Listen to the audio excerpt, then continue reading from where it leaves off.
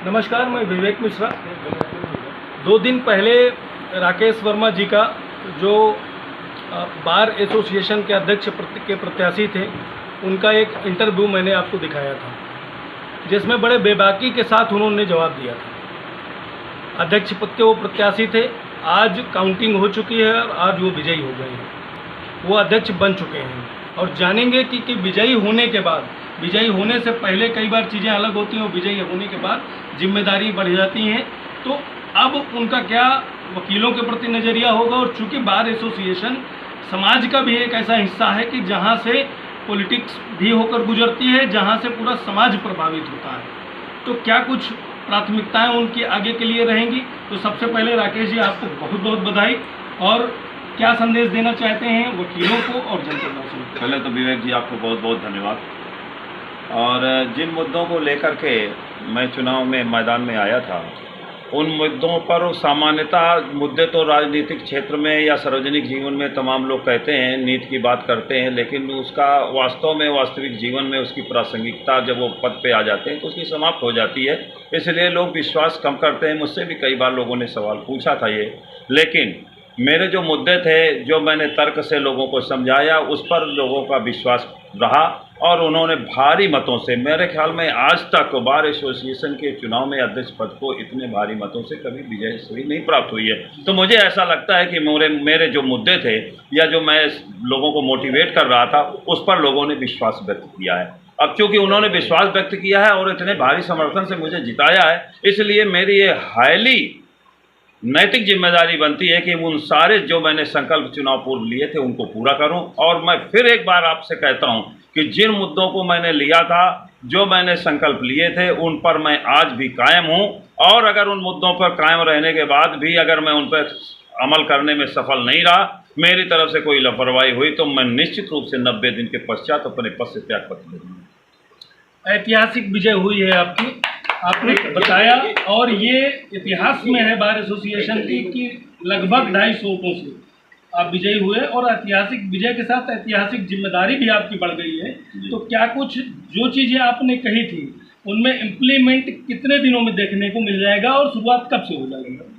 Implement की जहाँ बात है, तो जिस दिन मैं ओथ लूँगा, अभी तो कोई बात नहीं है, जिस दिन मैं शपथ ग्रहण करूंगा और पदभार ग्रहण करूंगा, उसी दिन से कचहरी परिसर साफ सुथरा चाक चौबंद दिखाई देना शुरू हो जाएगा। और 1 महीने में संपूर्ण अधिवक्ता जो मेरे सीनियर हैं या जूनियर हैं, जिनसे मैंने वादा किया, 1 महीने के अंदर मेरी कार्यशैली और मेरे वादों की भूमिका उनको दिखाई देने लगेगी। एक सुरक्षा को लेकर सवाल है। अभी हाल ही में 2-4 घटनाएं हुई जिसमें वकील के भेष में लोगों ने जाके हत्या की।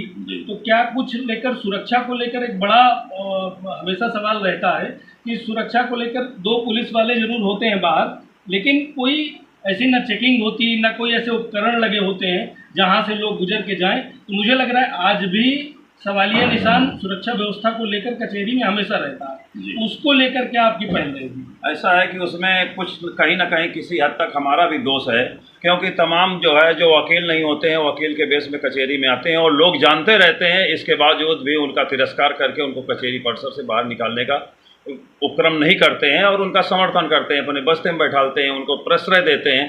तो हमारी भी नैतिक जिम्मेदारी है कि इस तरह का कोई भी आदमी अगर हमारे परिसर में अराजकता फैलाने के हिसाब से आता है, तो उसकी अगर जानकारी होती है तो पुलिस को सूचना देकर के या बार एसोसिएशन को सूचना देकर के उसे तुरंत कचहरी परिसर से बाहर किया जाए। इसमें सुरक्षा में इस तरह के जो वकील के भेष में आते हैं उससे बहुत लाभ मिलेगा। एक सवाल और है आपसे कि जो वकीलों के भेष में, अभी आपने एक बात बताई, जो ऐसे वकीलों के बेस में बहुत सारे पॉलिटिकल नेता भी हैं जो सिर्फ प्रश्रय पाने के लिए यहाँ आते हैं, सिर्फ साल में एक बार दिखाई पड़ते हैं और इसके बाद साल भर काले कोर्ट का फायदा लेकर जमीनें कब्जा करते हैं, काले कोर्ट का फायदा लेकर 10 अवैध काम करते हैं। तो क्या ऐसे लोगों को आप सपोर्ट करेंगे? पिछली बार भी जब आपने मेरा बाइट ली थी और मुझसे ये सवाल पूछा था, तब भी मैंने ये कहा था कि जो काले कोर्ट का लबादा ओढ़ करके अपराध जगत में शामिल हैं और गलत काम करके कचहरी में आकर के सिर्फ ये कि हम वकील हैं, हमको प्रश्रय मिल जाए और बार पर दबाव बना करके उल्टे सीधे काम कराने का या सुरक्षा प्रदान करने के लिए अनुरोध करते हैं और वो लगभग पा जाते रहे। लेकिन मैंने पिछली बार भी कहा था आपसे, आज भी कह रहा हूँ कि इस तरह के किसी भी आदमी को जब तक मैं इस पद पर हूँ कोई प्रश्रय नहीं मिलेगा। अब तो जीत आपकी हो चुकी है, जी। तो क्या उस सवाल का जवाब दोबारा पूछा जा सकता है, मिलेगा कि क्या कोई निशाना और कुछ है? देखिए, मैं माँ भगवती पर बहुत आस्था रखता हूँ। अगर प्रकृति ने कुछ ऐसा लिख रखा होगा भाग्य में, तो इनकार नहीं किया जा सकता। मतलब भविष्य में राजनीति में आ सकते हैं, और भविष्य में अगर कोई ऐसा समय ऐसा आया कि जब कोई मौका मिल रहा है, तो उस मौके पर आप जो है जरूर समाज के लिए कुछ करेंगे। देखिए, बार एसोसिएशन का जो अध्यक्ष का पद होता है, और 2000 जहाँ अधिवक्ता हों, उसके अध्यक्ष की जिम्मेदारी मुझे मिली है, और इतने भारी बहुमत से मुझे लोगों ने जिताया है। तो पहले तो मेरी जिम्मेदारी यही है कि मैं पहले इसको बखूबी 365 दिन उस जो अपनी क्षमता है उस पर अपनी नैतिक जिम्मेदारी का पालन करते हुए अच्छे से काम करके दिखाऊं। और मेरे मन में यही था कि एक बार मैं चूँकि हार गया था चुनाव, तो मुझे हार अपनी ज़िंदगी में 2 साल से लगातार टीस रही थी, और हार मुझे पसंद नहीं है।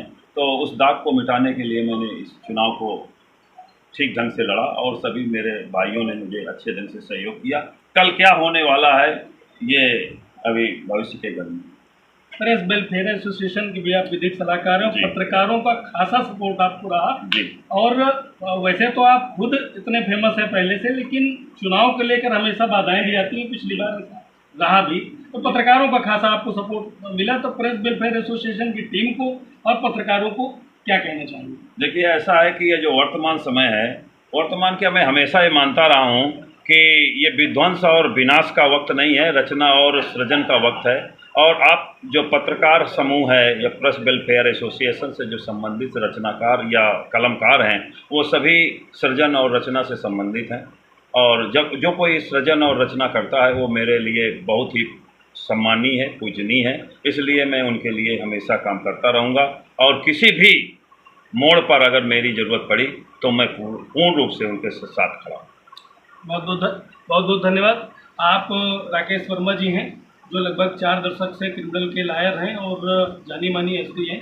आपसे हमने बात की, और आज वो चुनाव में विजयी हुए हैं। हज़ारों लोगों ने आपको शुभकामनाएं दी हैं, कई सारे जनप्रतिनिधियों ने भी आपको शुभकामनाएं दी हैं। तो कुल मिलाकर एक ऐतिहासिक पल रहा, और ऐतिहासिक जीत रही, जो अब तक के बार एसोसिएशन के चुनाव में पहली बार खासकर मेरी अपनी लाइफ में जितना मैंने देखा, पहली बार मैंने ऐसी जीत देखी है। उसके लिए पुनः आपको और आपकी पूरी टीम को बहुत बहुत बधाई।